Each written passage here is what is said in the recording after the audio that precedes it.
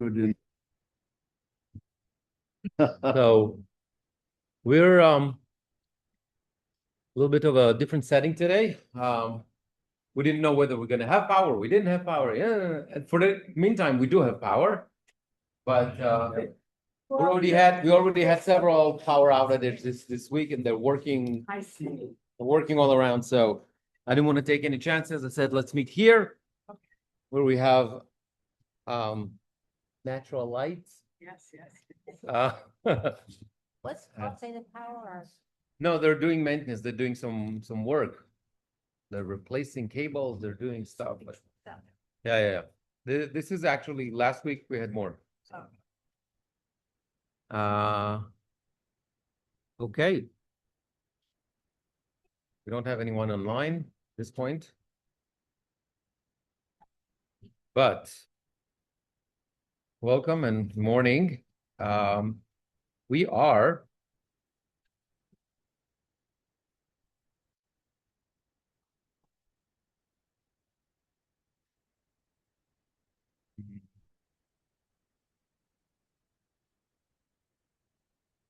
trying to see where we.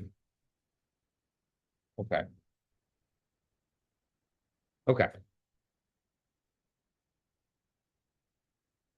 Let's find that page here.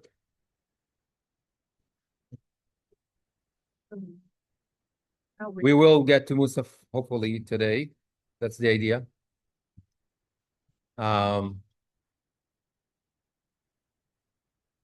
Here we go.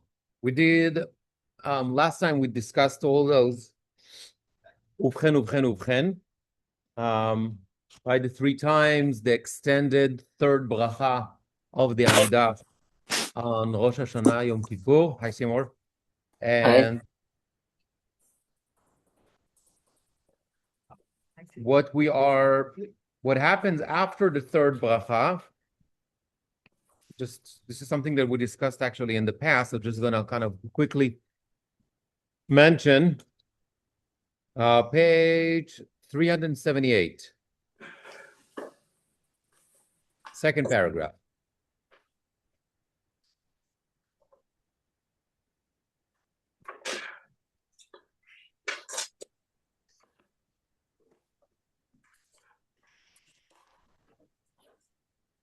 So after the first 3 brachot, remember on Shacharit, Rosh Hashanah, just like on the Regalim, just like on Shabbat, just like Tfilot Musaf, we have only 7 brachot. Rosh Hashanah Musaf is going to be different. They have 9 brachot, but that's the only time. Like everything else is 7. Unlike regular weekday where we have 19. Thank you.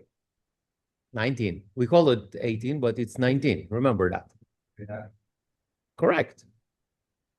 By the way, there are two narratives. One is that one was added later, and one was split into 2. Either way. Okay, so the middle bracha is called Kedushat Hayom, the holiness of the day, just like the same name that we give it on Shabbat or Pesach, Shavuot, Sukkot, etc. But what we're doing is it's going to be not dealing with Shabbat, like on Shabbat, or Yom Tov, but it's going to be something about, obviously, high holidays. Okay. But the opening, Ata v'chartanu mikol ha'amim, that paragraph, probably one of the most misunderstood paragraph in our liturgy. We discussed that in depth when we talked about the Regalim. And I remember Nechama reading the article, or actually the interpretation of Samson Raphael Hirsch. We discussed that. And basically what we're saying is, if you look at the English, page 379, second paragraph, you have chosen us from all the peoples. People by mistake think that, oh, God chose us. That means we're better. No, it's absolutely not true. It's just like, to make it, if somebody wants, I can bring that article again, but because it's worthwhile to read it.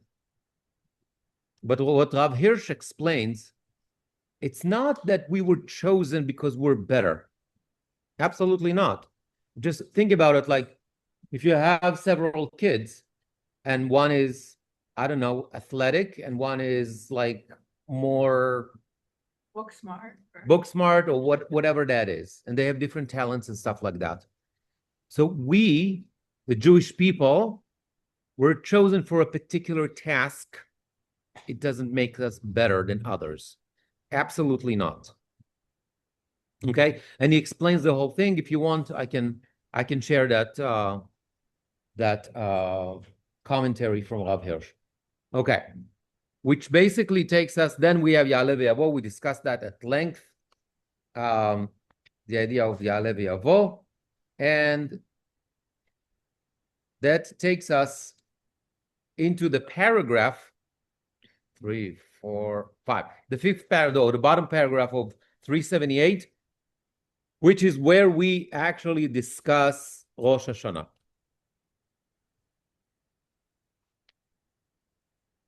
Okay, so what are we saying?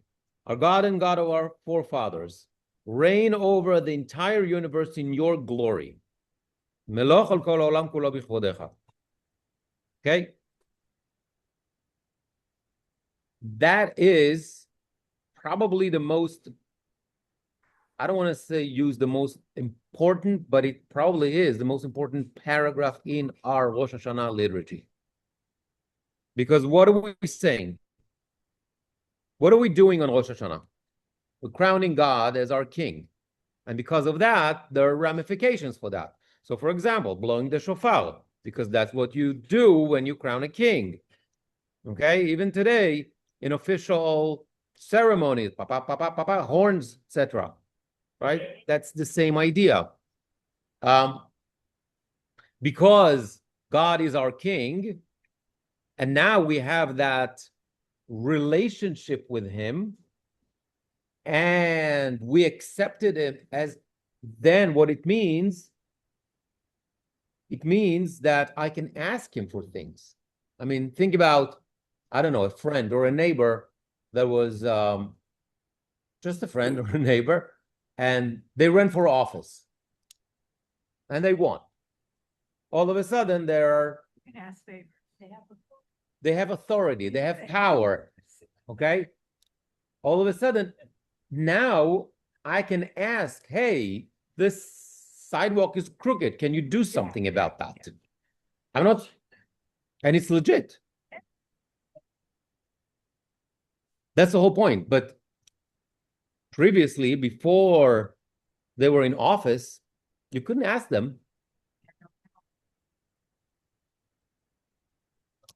And what gives you the right is that person assumes the office, but also you chose that person.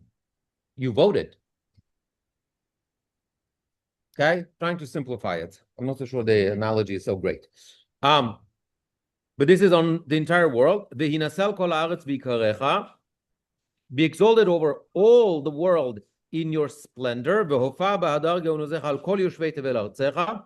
Reveal yourself in the majestic grandeur of your strength over all the dwellers of your inhabited world.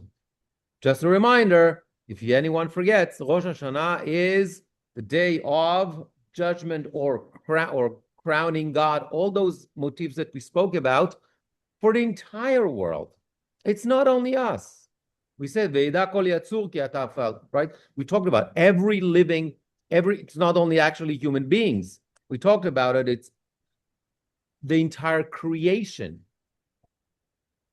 is being, so to say, well, what we call in our terminology, judgment. I like the word evaluation. Okay, let's jump right into that a little bit, like into the nitty-gritty here. Meloch al kol haolam. It's based on a pasuk from Tehillim. Pasuk from Tehillim says, Ki Hashem elyon nora melech gadol al kol haaretz, and we recite that pasuk specifically just before Tkiat Shofar. Yeah, that's. Melech Gadol al Kol Haaretz. Melech al Kol Haaretz is also taken from that pasuk, correct. Okay. V'yinaseh al Kol Haaretz bikarecha. Now, so we already saw that style of writing before. Reign over the entire universe in your glory, and then be exalted over all the world in your splendor. It's basically parallel, right? It's the same message in different words. Right? We already saw that style. Where do we have, or where do whoever wrote this tefillah now what's the source or a verse or something that we see that V'yinaseh al kol haaretz? Oh, it's a lot. Okay, V'yinaseh shofet haaretz, for example, Hashem gemul al geim. We have that pasuk, or something that we from the book of Chronicles that we recite also. Ki chol bashamayim u'ba'aretz lecha Hashem ha'mamlacha. Right? We recite that when we go with the Torah. It's a pasuk. It's a verse from Chronicles. Okay. והופע בהדר גאון עוזך על כל יושבי תבל ארצך.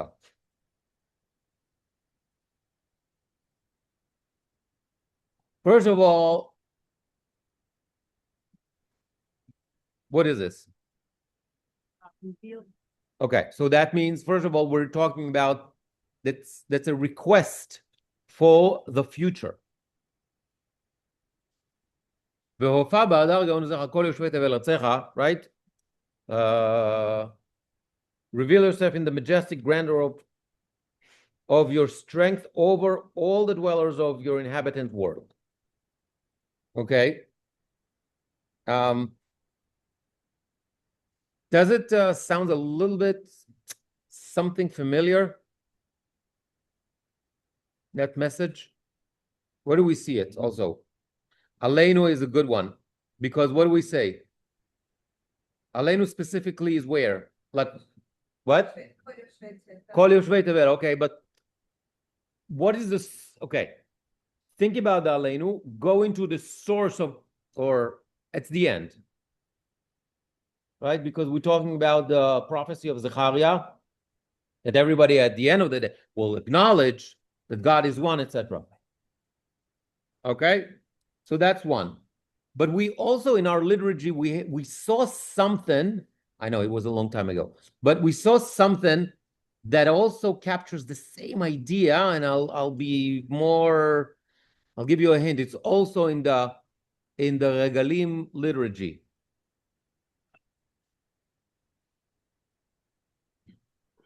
Okay, we say in Musaf we say, אבינו מלכנו גלה כבוד מלכותך עלינו מהרה והופע וינשא עלינו לעיני כל חי. It's the same idea, it's the same message. Right? That God will reveal himself, because when God is revealed, then what happens? Okay, it's obvious that there is a God. Okay, and therefore? Okay, and therefore? Acknowledge him. No. That's I'm not so sure about that. I want to believe that my kids acknowledge me. They know that I'm there. Yeah, but it's not. It doesn't translate automatically that they will behave. You took a jump there. That leap, I'm not so sure. Okay, so everybody will acknowledge. So what does it mean? Maybe, but it means, yes.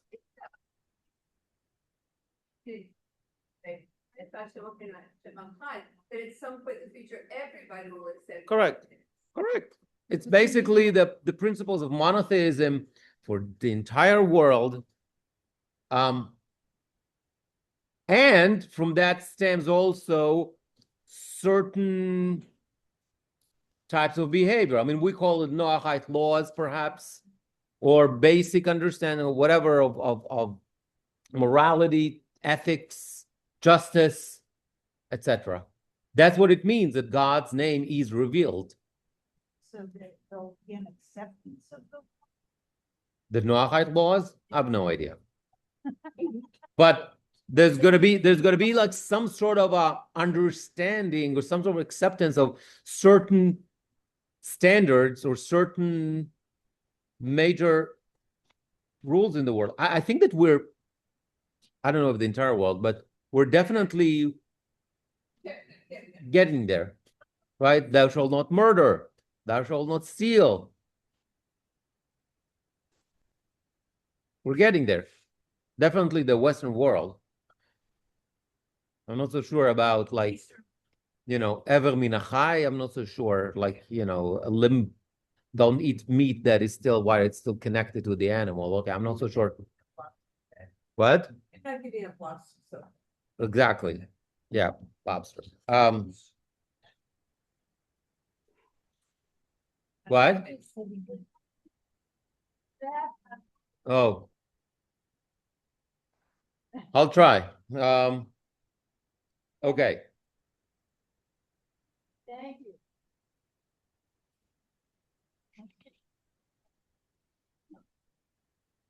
Fine.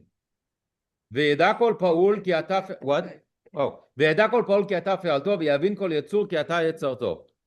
Okay, again, we have like the same style of writing. Let everything that has been made know that you are its maker. Let everything that has been molded understand that you are its molder. Parallel, same idea, just like in the beginning of the paragraph. And we've seen that style of writing many, many times. And let everything with a life's breath in its nostrils proclaim Hashem, the God of Israel, is king, and his kingship rules over everything. They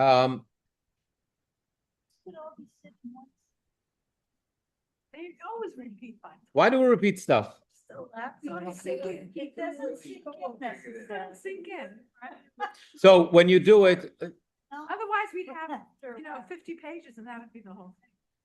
first of all, because I need to justify my paycheck, so it's got to be a long tefillah. Okay, but it's it's style. It's also when you repeat things and it sings. Yes, Emphasis. emphasis. Like when the Lubavitch Rebbe, I know you're allowed to say Zatzal, I don't know if he's alive or dead, but whatever. When he Definitely Zatzal. We're good. Oh, okay. Anyway, just check it.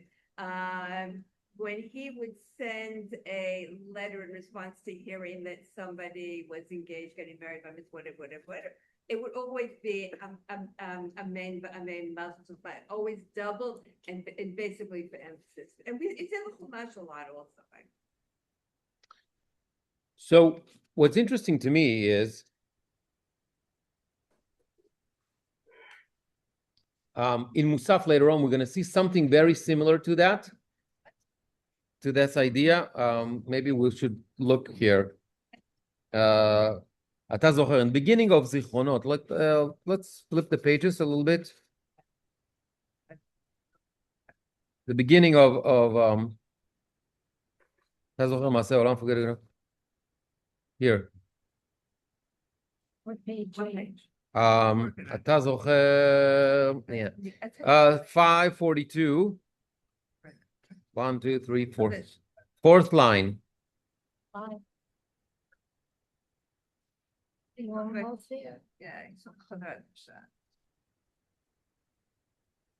So if you look here,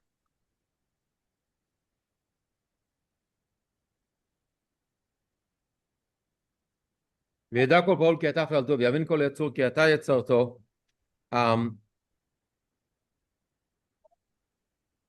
אתה זוכר את כל המפעל וגם כל יצור נראה במקח. It's the same idea.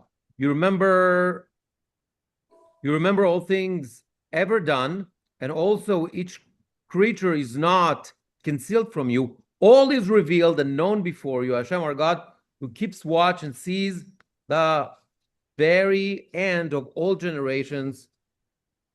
Okay? It's the same idea.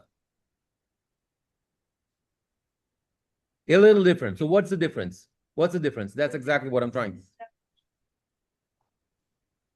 We're evaluating you and he knows everything about you in and out. But we're talking about V'yeda kol pa'ul. No, but forget about him. Capital H. V'yeda kol pa'ul ki ata fe'alto v'yavin kol pa'ul ki ata yetzarto. That's about the pa'ul and the nif'al and the yetzur. So there's a difference. Over there is what we call Yidi'at Hashem, knowing God. Okay, that's in Musaf. But here it's what? It's a little bit, it's in the future. Okay, it's in the future, call it messianic times, whatever. When his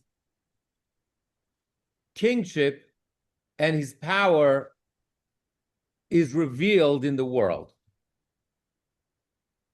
There's something between, there's a difference between I know something, like in my mind, versus when the reality is that. Okay? Okay. Fine. And what happens in that particular time? Okay, so every creature recognize, understands, blah, blah, blah. Great. And therefore they're going to start keeping Torah mitzvot? No. Like all that great revelation of God and blah, blah, blah, blah, blah, and this messianic time. What's going to happen in reality? Look at the text. What does it say? ויאמר כל אשר נשמה ואפו, השם אלוקי ישראל מלך ומלכותו בכל משלה. Everybody will declare that God is king.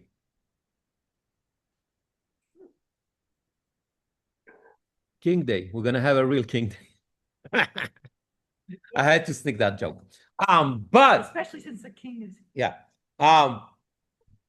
But it doesn't mean that everybody's gonna start doing what the Torah says or what we're supposed to be doing according to the Torah. They're not gonna convert. None of that stuff. Just a recognition. It's a recognition. It's interesting. We talk about messianic times, and there's like, using that term messianic all the time. Like in modern, especially like when you talk about Israeli politics, it comes all the time. Those are the messianic ones, like Mashiachistim, they call them, like in politics. And I was like thinking about it. What makes an idea or a person messianic? Forget about Torah. Forget about like the real. Any thoughts? Because I was thinking about it. Things happening and they attribute it To what? to Mashiach times. When things happen that you don't expect to happen. That's a surprise. I don't know if it's messianic. They say that now we know the Mashiach is gonna come because it's A, B, C, D and transpire. They think they have to do different things. I think if you go back to the times of Shabtai Tzvi, then I think they felt that it was messianic times because things were so horrible that, they just needed to have a savior. Let's stay away from like, let's talk about like a kind of a more modern nowadays explanation. I think because, what's the difference between somebody who has a plan, whatever, and we say, okay, that's messianic versus somebody who is a visionary. And I think the difference lies down in the ability to execute it. In other words, when Herzl had his idea about the Jewish state, nobody called him messianic. Visionary. Why? It was a dream. because it was a dream, fine, but that dream, he knew how to translate that dream into action. He said, we're going to do this. Okay, this didn't work. Uganda didn't work, whatever. But he had a plan. He said, boom, boom, boom. And moreover, forget about him, is the people that followed him, especially Ben Gurion, they knew how to translate that into real life decisions. We need an army. We need to do this. We need to deal with economy. We need to deal with money. We need to deal with laws. We need to do whatever. Practical. Bring it into practicality. When somebody tells you things will be okay, how? I don't know. Right. But it'll be okay. That's messianic. When you talk to a politician and you know, there's a, well, we're gonna take over, like, you know, like in the war, for example, in Gaza, like some of the politicians, we're gonna take over Gaza and it's gonna be like, okay, that's fine. Okay, do you have a plan? How does it, you know, how much is it gonna cost? What does it mean? How, bring it down. Tachlis. Do you have that plan? Now we can disagree on that plan. It's totally fine. But if you don't have the plan, you don't have like detail, like list of actions, what needs to be done, how it's going to be done, who's going to pay for that, blah, blah, blah, blah, blah, all the implementation, that makes it into messianic. So it's bitachon. It's not only bitachon, it's everything. I think that the difference between messianic and visionary or dreamer or whatever is the ability, or the, at least not the ability, but the practical implementation. It's the plan. Plan could fail. That's fine. But at least there's a, when you talk to somebody and they say, I don't know how it's going to happen. God will help. You know, how are you going to buy an apartment? I don't know. God will provide. That's messianic. Right? When you don't, we don't give immunization to your kids, and you say, how you prevent them from getting sick? God will help. That's messianic. Wishful thinking. I call it messianic in the bad sense of the. It's burying your head in the sand. Yeah. I'm not saying that we can't have faith in God. On the contrary, we do have to have faith in God, but you must have a plan. Plan can change, plan could fail, that's fine, but you need to have a detailed plan. Practical, logical, something that is based on data. So, anyway. Absolutely. No, he wants us to think. He wants us to think. No, he wants us to think. He wants us to think about our reality and how do we move the needle? Because you need to see your destination. Yes, absolutely it is. It's absolutely up to us. No.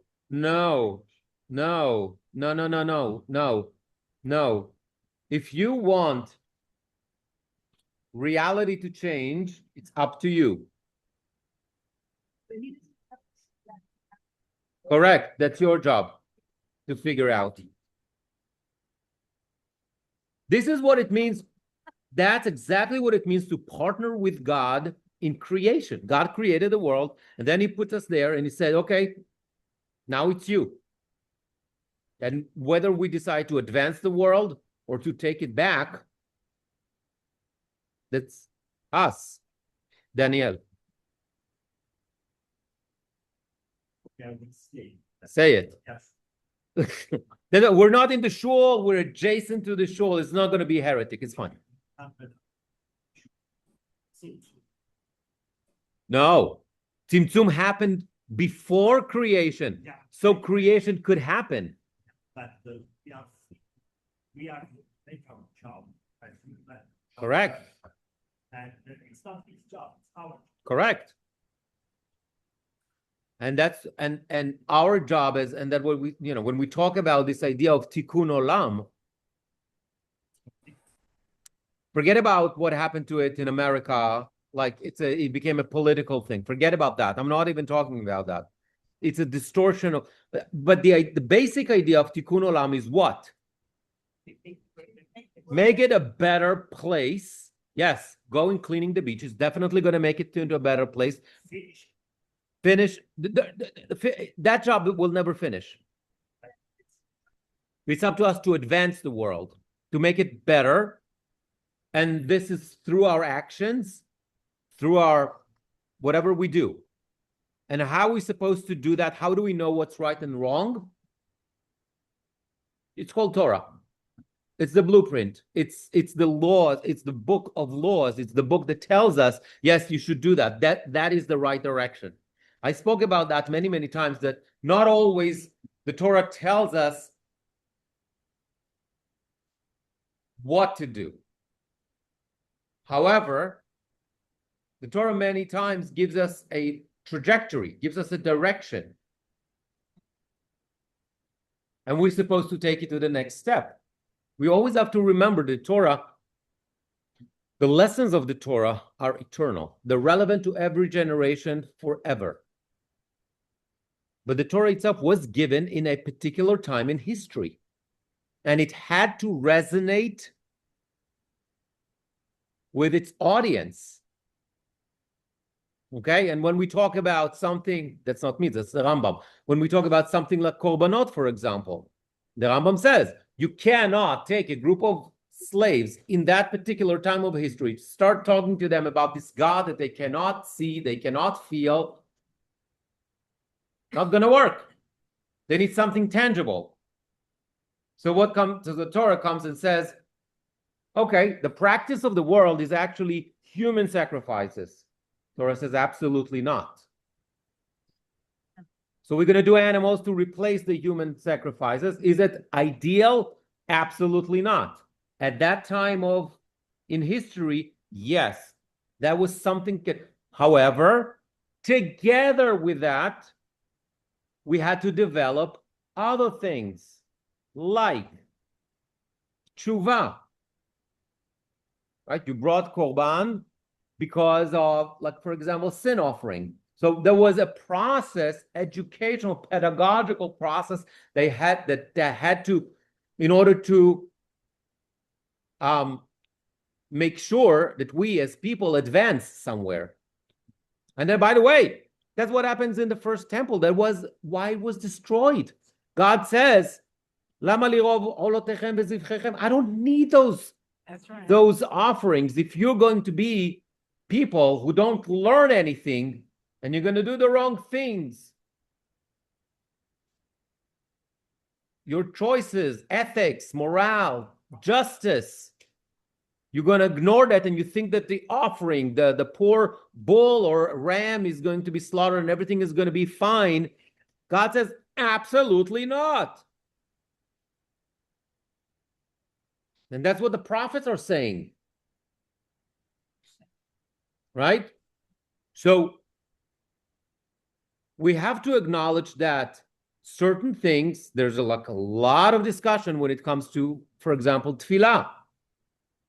Now, the rabbis already, in the times of the Talmud, talking about this idea of tefillah, that tefillah has advantages over the sacrifices, over the offerings.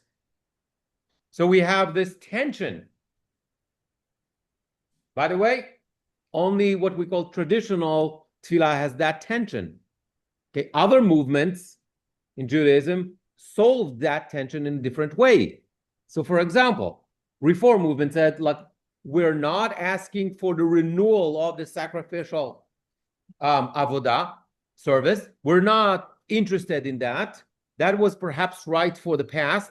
We don't want, and anything that talks about that is out of the liturgy. Therefore, for example, there's no Musaf service in the Reform movement. There is no, because the essence of Musaf is the recitation of the verses from the Torah that talks about the particular korban, the particular offering. Okay, so that's one way to deal with that. Conservative movement had a different approach. The conservative movement, for example, decided we want to maintain the traditional liturgy, but we do not ask, we do not hope, we do not wish the renewal of that service in the temple. And therefore, you'll see in every musaf in the conservative siddur, what they did, they replaced the future tense to the past tense. Instead of שתעלנו בשמחה לארצנו ותיטענו, etc., etc. ושם נעשה, and over there we will bring those korbanot as the Torah commanded us, ששם עשו אבותינו לפניך את קורבנותיהם. So when Mashiach, the roof left, they'll be left. Correct. But it's going to be much bigger than that because, as Rabbi Riskin used to say all the time, so like, when he debated many Christian groups or whatever, it's like, did the Mashiach come or not? He said, when the Mashiach comes, we'll see if he already came before or not. Right. Exactly. Now, by the way, there are opinions within the Jewish spectrum. I want to say, Rav Elbo, for example, the Sefer HaIkarim, I think, that says that the Jewish Mashiach came to some extent. That was Chizkiah HaMelech. It didn't, the full potential was not revealed, but he says, there are those opinions. We have nothing to wait for. Messianic times is nothing to do with a person coming as a Mashiach. It's a change of reality. What does it mean? To what extent? That's a debate. Another example. There's a criticism. Oh, how can you do... Oh, wait. Let me go back to tefillah. So what is our approach? We live with that tension. Do we really want the third temple to be a major slaughterhouse and, barbecue factory? I'm not so sure. Some rabbis, some people, definitely, absolutely. But it's not everybody. We discussed that when we discussed Yechezkel. There's a whole spectrum of opinions. Look at Rav Kook, for example. Rav Kook writes, the only offering that we will bring is what? Minchat Solet. Flour offering. That's going to be the only mincha, the only korban that we will bring. Okay? Others, for example, describe that this is going to be an academy. It's going to be some sort of a university. It's going to be something from which Mitzion tetzeh Torah. For the principles of the Torah of justice and morality and ethics and etc., etc. So what do we do with this? Let's assume that we are like somewhere on the spectrum. What do we do with our tefillot? Right? So some people say, look, you need to change the tefillot. Others said you can't touch. Others said that you can't touch anything. It's a debate. Every congregation can decide for itself. Some congregations don't say the prayer for the state of Israel, not because they're anti-Zionist, because they say we do not change the liturgy. Oh. Hopefully. Why do we say Yakum Purkan every Shabbat? Talks about the heads of the Golah, the heads of the exile in Babylonia.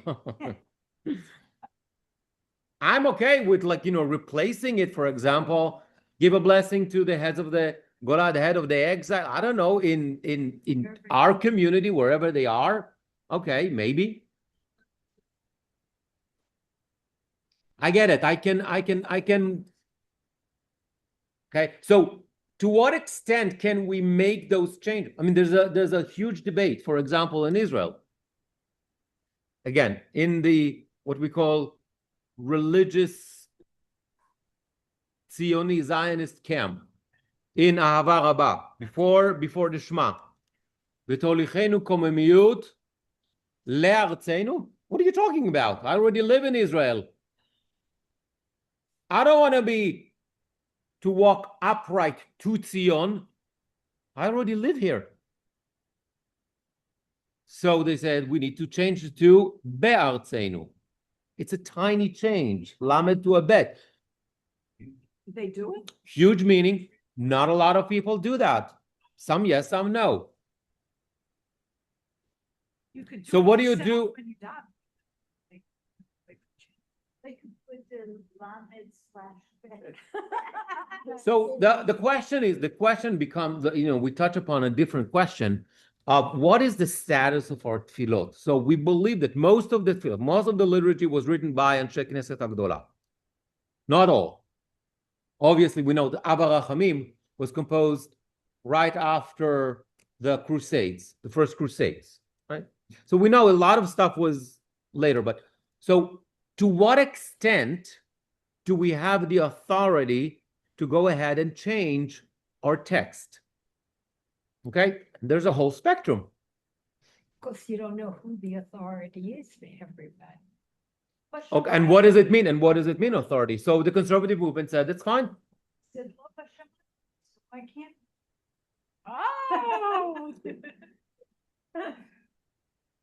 I agree with you. I think that we should make our text, especially tefillah, something that is relevant to our context, to our lives, but it's always got to be like some sort of a balance, because you don't want to do radical changes that detach you from the past, from tradition, from, okay, I'll give you, and with that, we're going to go back to our literature. There was a beautiful article written a couple of years ago. I don't remember by whom. Talks about Kaddish. Fine. And we spoke about Kaddish last time. So Kaddish in Aramaic, I don't know how meaningful it is. Now, even if you're going to say, well, you know what, in the old days, people wanted to make sure they understand and blah, blah, blah, and all that kind of stuff, fine. Does it really apply to? A dead language. Correct. And if we want to have the full impact of that prayer, shouldn't we recite it in English? Or at least in Hebrew? And yet, we keep it in Aramaic. And you know why? He concludes that article, I think, Rav Chaim Navon. He said, because my grandfather said it in Aramaic, and his grandfather said it in Aramaic, and it's not about understanding so much every word, but it's the fact that I'm reciting the same text that my great-great-grandfather recited. That is in itself a statement that is perhaps even stronger than me understanding the text. And here is, I think he's onto something on explaining why we are so resistant to change in our liturgy. Okay, and that's, I think it has value. They don't want to break the tradition. You know, the syllable bond. Yeah. Some are so strong that breaking them is bad, but breaking the bond is the people have an inclination. Or not to go. Okay. Okay. I grew up. And understanding that life in Hashana camp in California is to do before Shabbat. Yeah. And to try to explain to somebody. And they come back with, well, this is the way my mother and my grandmother did it, and they weren't gonna become that they were before. You know, there is also a principle in halacha that sometimes, you know, the truth is the truth, but the practice is the practice, and the practice is stronger than the truth. They go back and say, my father and my mother by doing it their way. But if you're doing that, then we're getting into a different problem. Because if I'm doing everything because it's my family custom or because it makes sense to me and all that kind of stuff, then I'm not really, it's my own religion. It's not, I might do the same. No. So I don't know. I spoke about kitniot actually from the Bima, and I said something very, very simple. Do we need to acknowledge that it's a tradition of our, you know, families, etc.? Absolutely. At the same time, we need to understand it's not chametz, and it's 100% kosher on Pesach. However, you need to understand, I'm not going to paskin for anyone what to do. Absolutely not. That's not my job. I think that people need to evaluate how that connects to their Pesach experience, let's call it. If it becomes an issue that takes away from their Pesach experience, and all they do is sit and complain about that, and all the time they're just like, maybe they should eat kitniot and just like get it over with, because it's 100% kosher. However,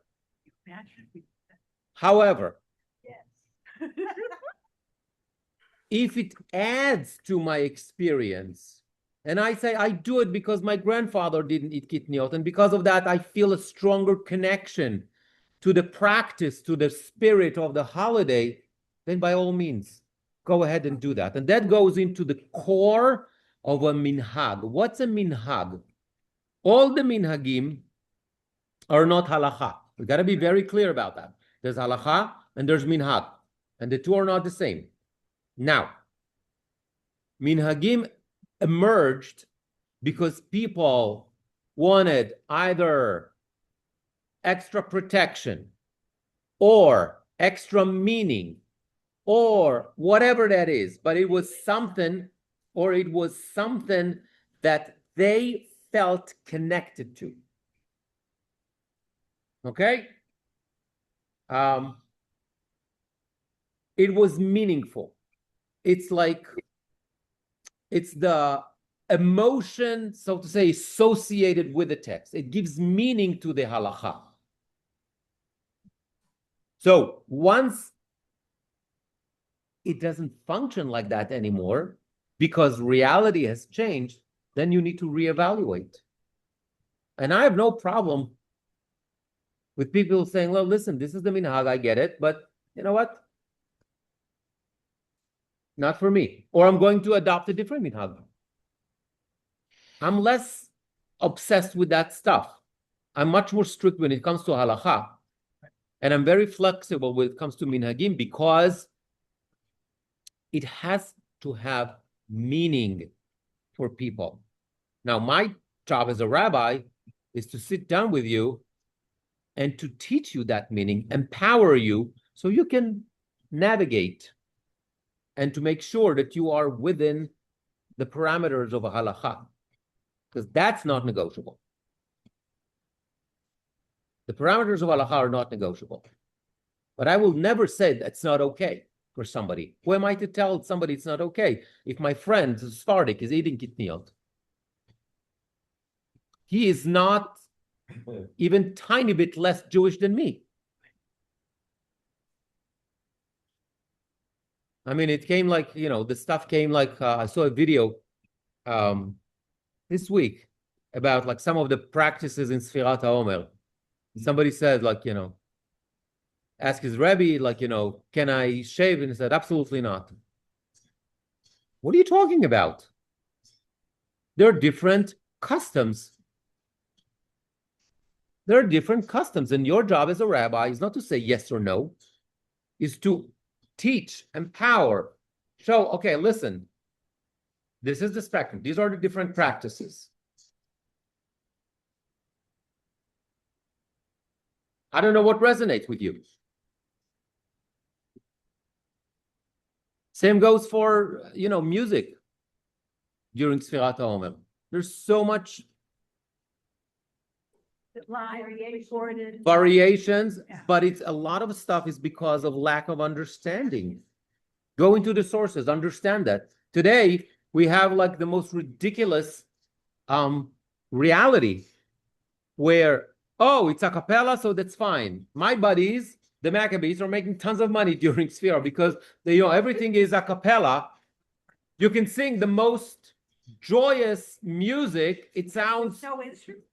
yeah, because it's no instrument, right? That's a very popular opinion. As long as it's a cappella, no klei zemer, no instruments, it's fine, it's kosher. My approach is much more complex. My approach is very simple. I mean, it's complex, but it's simple. We need to differentiate, and it depends on the functionality and depends on the type of music. In other words, certain music, even with instruments, it's very appropriate for this time of the year. So for example, if let's assume there's a function for Yom HaShoah or Yom HaZikaron or whatever that is, and there's music that is very appropriate for those days, even with instruments, I think it's not only kosher, it's appropriate and the right thing to do. Correct. However, music that is like what we call like a wedding music, a simcha, whatever type of music, I think it's inappropriate whether it's a cappella or not. Right. Try to think, what are we trying to achieve here? Now the people are asking, what about recorded music, like radio and that kind of stuff? I say, well, let's differentiate between that and live music, because live music, even, let's assume, so somebody can tell me, listen, I'm going to go to a concert, but it's the Mozart Requiem. It's super depressing. Great. So perhaps the music is appropriate, but what is the functionality around that? You're going to buy tickets, right? You're going to take a shower. You're going to whatever. It's a night out. It makes it festive event. And therefore, I would say no. But listening to that particular music on the radio, I would say absolutely yes.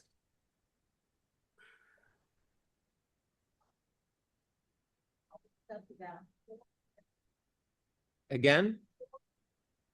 Yeah.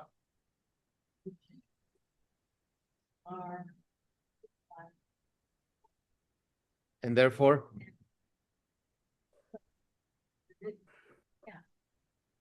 The danger, and I would say music by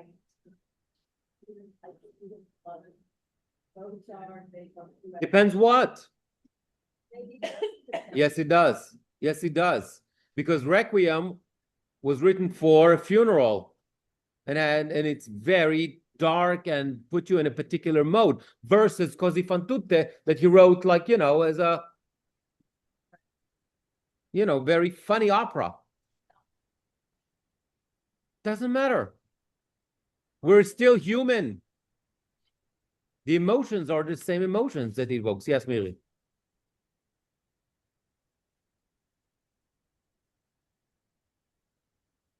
Yom HaAtzmaut, that's also an interesting question. Yom HaAtzmaut is a holiday. We say Hallel, at least here. Not every shul in the neighborhood. It makes me crazy that people don't shave for Yom Ha'atzmaut. How can you?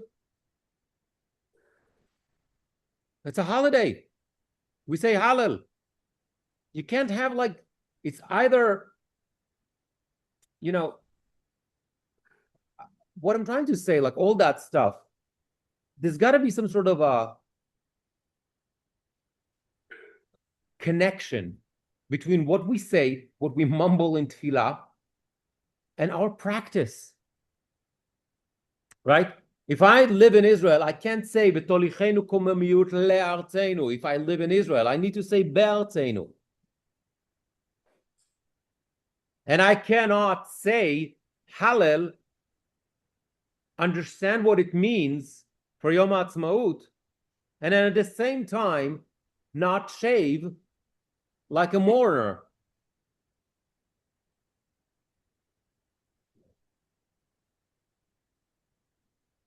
And I think that this is one of the biggest challenges today with tefillah, because a lot of people don't understand what they're saying.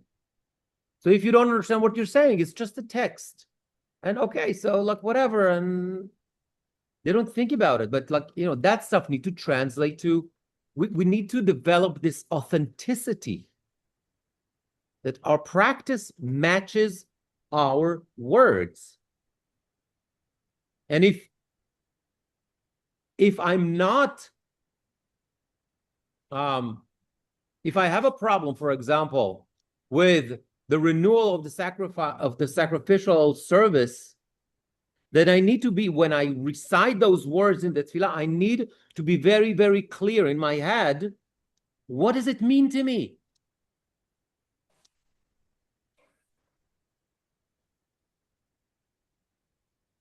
I read a tshuva that somebody sent to Rav Riskin a while ago about the blessing Shelo Asanisha. It said, like, they have a problem with that. So Rav Riskin says to him, so don't say it. Is it the end of the world? No, don't say it. The authenticity, like we say every word, right? The authenticity is more important. Now, to what extent we take it, ask your local rabbi, right? There's a whole spectrum. But I have no doubt in my mind, and my approach is, I'm very, very traditional when it comes to the text, very, very traditional. And I'm generally speaking against any changes in the liturgy. However, I think that the way our liturgy was written gives us enough of a room to interpret that in a way that is relevant to us. I was talking about, like, you know, the radical cases, but I think that 99% of the times we can work it out. And that's our challenge. And that's what we're trying to do in these classes, is to take it and see, what does it mean to me in 2026? And what it means to me, it doesn't mean that it means to you. But that's the challenge. When was it? 2-3 years ago, I had like a, whatever, podcast. I guess it's podcast, where I wrote and I recorded every week. I think we have it on the website. And if not, somebody wants, I can probably find and send it to you. Every week I wrote about the connection, the parsha to tefillah. And the idea was, it's not only the connection, but it's also, how do I interpret that particular tefillah in a way that it's meaningful, relevant to me. And sometimes it's very challenging. And therefore we need to keep digging and keep thinking about that stuff. So when we daven, it's actually meaningful, and we know what we're saying, we know why we say it, we know, you know, what are we asking, or what are we saying? Something that really resonates with me? That's That's the point. And if it doesn't, then we got to do something about that. Yes.